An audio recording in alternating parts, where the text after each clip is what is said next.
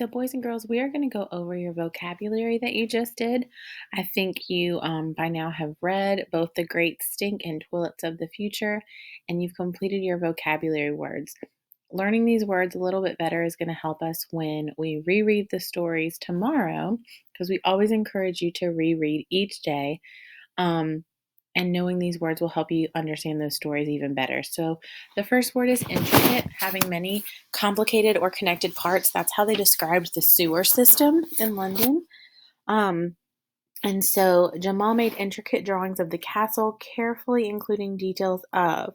So, you might say, carefully including details of all the different bricks and windows or whatever you want to choose, as long as you make sure it is following the definition. And your teacher, when she checks your individual work, will leave you feedback on that.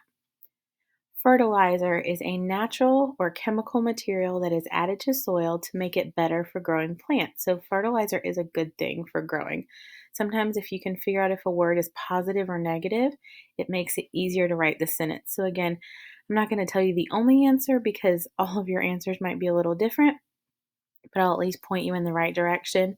My dad put fertilizer on our garden so that I would say probably most of you put it will grow. We know that fertilizer makes it better for growing plants.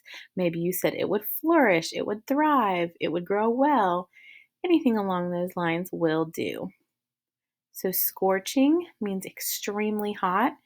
So the sentence reads, it was a scorching day, so Chandra decided to, what might you do if it's extremely hot? Go to the pool, stay indoors, um, do something outside, like water balloons, or run through the sprinkler, or have a nice cold drink with ice in it. Any of those things would show you understand that it is extremely hot. Putrid is strongly unpleasant or foul, so a negative word. The meat smelled putrid because why would meat smell bad? Maybe it had been sitting out too long. Maybe it was expired. Um, any of those that are something that would cause it to be negative. Epidemics are widespread outbreaks of a disease that spread quickly. So it says Lewis studied epidemics of the Middle Ages because he was interested in, well, they have to do with diseases. So we might say because he was interested in diseases or how diseases spread or diseases of long ago. Again, your answer might not be exactly what I said. It doesn't mean it's wrong. There's just so many possibilities. And when your teacher reads over yours, she can tell you if you're on the right track or if maybe you misunderstood. Microscopic is too small to be seen without a microscope. Because bacteria are microscopic, scientists, I would say something like, have to use a microscope to see them. Sewage, waste carried away in sewers. The sewage flowed down the pipe and away into the sewer.